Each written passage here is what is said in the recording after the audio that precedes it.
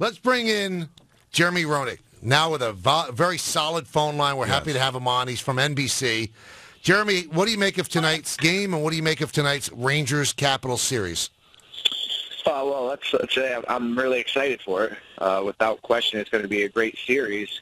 I think the Rangers know they have to play better in round 2 than they did in round 1. I think they were able to get past Pittsburgh at 60%.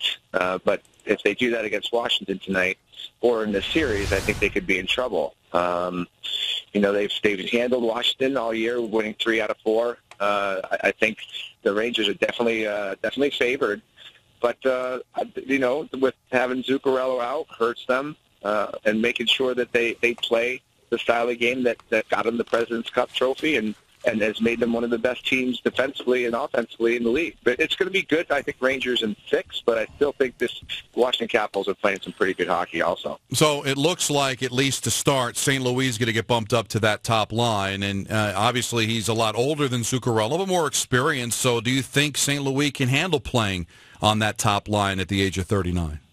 Oh, absolutely. And I think he's got such a competitive nature about him, and his desire and his will to win is so strong. I mean, he's one of the true blue best competitors that I've ever played against. It's going to be a little bit harder for him, but he still needs to get going offensively, getting a little bit more ice time, and maybe playing with with the top line can get him a couple more opportunities. And once that first puck goes in, it's amazing how the confidence changes, and especially with him, because he's a streaky goal scorer. When he gets going, he can be pretty dangerous. So let's for the Rangers fans, let's hope that happens tonight.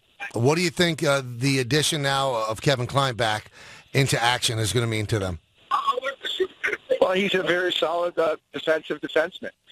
He just fits right in with the Rangers style. I mean, they love playing close games. They love shot blocking. They love the guys that make the first good pass. He's a good, solid defenseman. I mean, he's not gonna turn heads by any means, but he's dependable. And having him back in the lineup I think is great for the Rangers, because they do play that defensive mentality, and Kevin Kline is defense first mentality, and I think that's always goes well in playoff time. Only 4 power play goals between these two teams in the first round. I mean, how important is it, Jeremy? Because we've seen teams advance.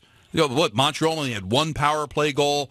Capitals only 2 power play goals to be able to advance. So do we put too much stock in the power play, and how important do you think it'll be in the series? No, because nobody in the playoffs pretty much is scoring on the power play.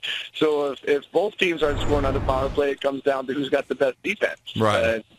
And I think Anaheim has done pretty well on the power play. They won 4 straight, maybe a little bit lucky to win 4 straight, but their power play's been okay. But nobody's been lights out. The Islanders probably lost the series because of an 0 for 15, 0 for 14 stint in the playoffs in the power play. And so maybe it won't win you series. It possibly can, but I think the Islanders proved that you can lose it without a power play. Let me ask you this: what goes wrong for the Rangers if the Capitals win this series? What happened to make that happen? I think the Rangers are in a situation now where they beat themselves. And when I say they beat themselves, that they're not prepared to play the same game that makes them successful. Using their speed is number one critical for this team. They like the long pass. They like to spread it out. I think Washington knows that. It's going to be interesting to see how they defend against that. But if the Rangers don't use their speed, and if they try to win games 1-0 or 2-1 continually, that gets pretty tiring. I think once they get that lead, they have to continue to build on that lead and not just try to hold on to that lead. And I think you can only do it so much. And you continue to do it, it's going to catch up and bite you at certain times. And Washington has the best goal scorer in the world in Ovechkin, and the best playmaker in the game in Backstrom.